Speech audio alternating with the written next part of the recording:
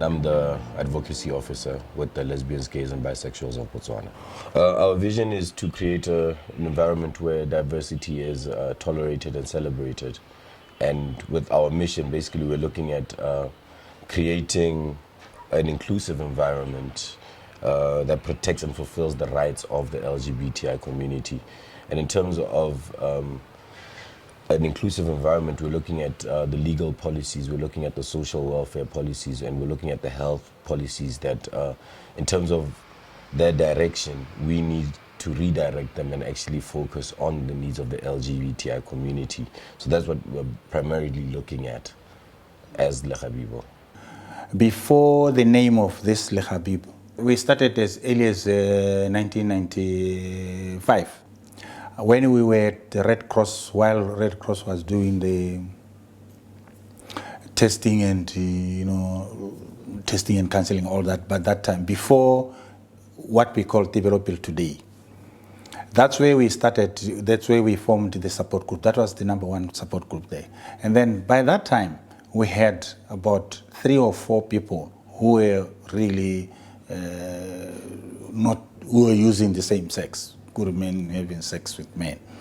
So that's where then we started together, we started the support group of people living with HIV and AIDS, and then we found them that they were also living with HIV and AIDS. So that then we came together, then we formed one support group. And then in that time, that's where then they said, no, we need to have the support group that will now represent our interest.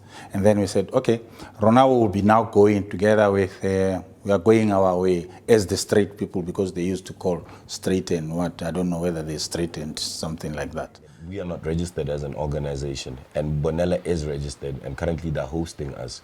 So in terms of when we need to get into the public, Bonella provides that body that we can use to get into the public, bring our issues across, and not be affected by the fact that we're not registered. We may not be registered, but our issues are there and they need to be put on the table. Yeah. As you know, Bonella stands for Botswana Network on Ethics, Law and HIV/AIDS. What we do is to infuse a human rights-based approach into the HIV and AIDS response.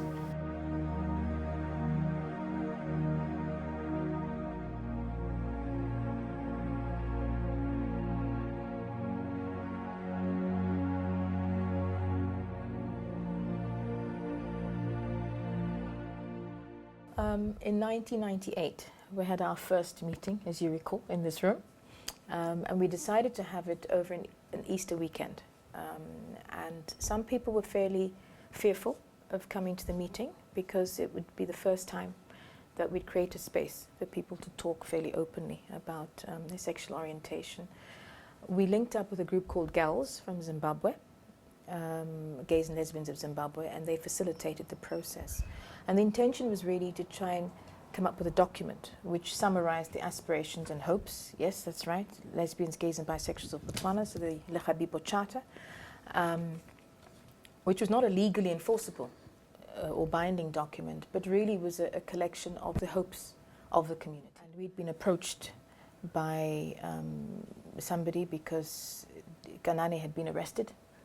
It was really strange how it was discovered that he was having a relationship with a white foreign national who left the country, you remember? He paid his admission of guilt fine, could afford to pay it, and left the country. Was deported, I believe. Yeah, and Ganane was left holding the baby in a sense, and he didn't have the funding to sort of protect his rights.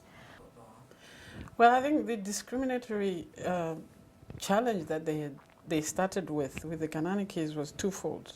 That at the time, the penal code only applied to gay men, right? So it only actually said a man and a man. It didn't say person, the same gender. Mm-hmm. And so women were not included in this.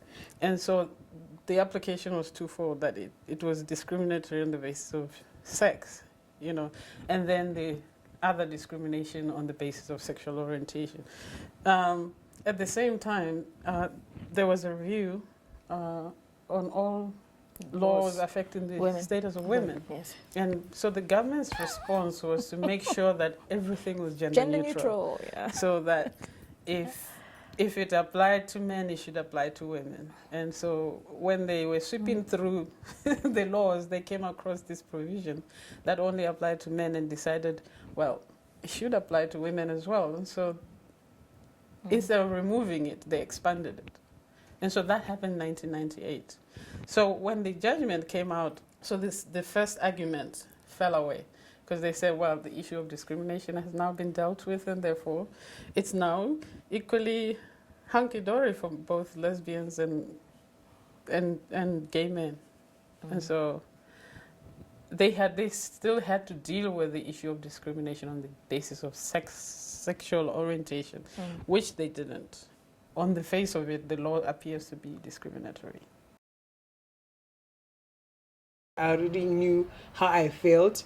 At that time, I didn't understand it, and I didn't try to understand it, basically. I just pursued it, you know. I just said, I don't know what this is, I don't know what it is called and everything, but I know this is who I am and this is what I want. So basically, by far, that is what I'm going to do. You know, because I grew up in a family where I am always encouraged to exercise my feelings and my thoughts and share. If I have any problems or any difficulty, we are always encouraged to be who we are.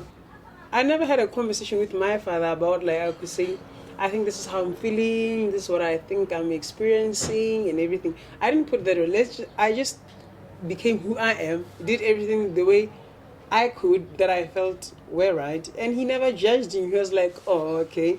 He actually was never really questioned me, you know. We're not married, so hence I had to automatically move back to my mom's family. So I stayed with them, and I still kept being myself. You know, they never questioned me. Actually, they sort of like encouraged me. I'm a 29-year-old lady, lesbian lady. I'm lesbian, not bisexual. Because of the confidence that I got from the people in Lagadibo and Bonella, I managed to come out. And I wasn't really feeling comfortable in the closet. When I was at high school, I had a girlfriend. I've been dating girls and I've been playing with other boys and pursuing girls just like boys do, because I felt like I had to fit in. You know, it was the right thing to do when we were kids. But I feel like I want to be with some specific case, and I'd be wondering, why am I thinking about that? And I'd counsel myself and I'd, stop myself from doing that because I felt it was unnatural. Nobody does it. I thought it's just a strange feeling, and as I grow up, it'll fade away. But I never dated a guy until I finished high school, and I came to the university. That was in 2008. After experiencing, I felt like this is where I belong. Because I could even connect emotionally with a guy than I did with girls. Because with girls, I thought it was something that has to be done. A guy needs to have a girl. But it wasn't, within me. Most violent people are men, If you come to a man, maybe a man is hitting on me and I go like, dude, I'm lesbian. That person really gets so interested on me, Oh, this is interesting. Tell me, I find it so sexy. They just say it like that. I find it sexy. A woman and a woman, sex, but a man and a man, really, it's disgusting. I don't think the society is taking this whole thing really equally. I'm in the closet and I want to stay in the closet.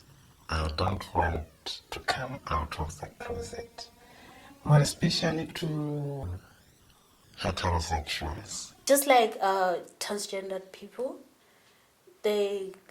as for them, really, I feel it's difficult for them.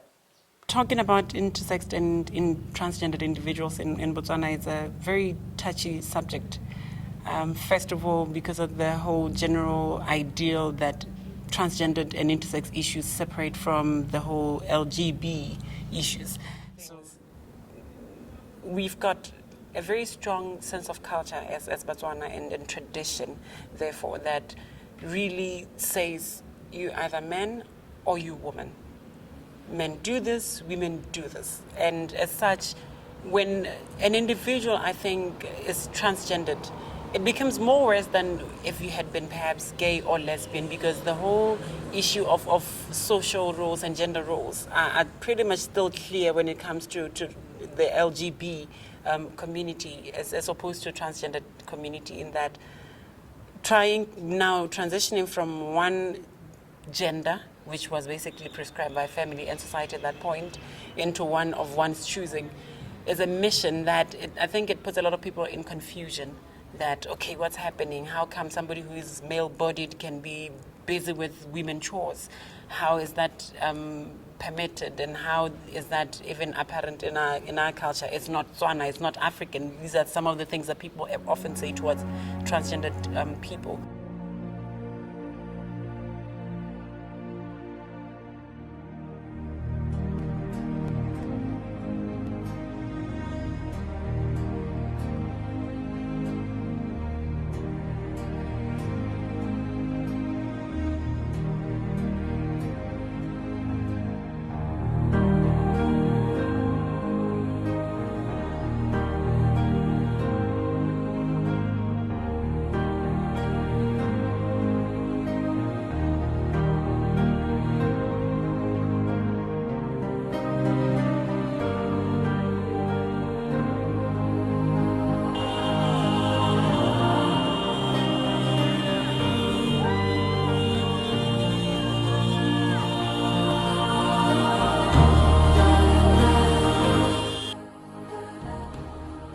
I would love so much to see homosexuality decriminalized in Botswana. I would love to see gay people getting married in this country and living together without facing any discrimination.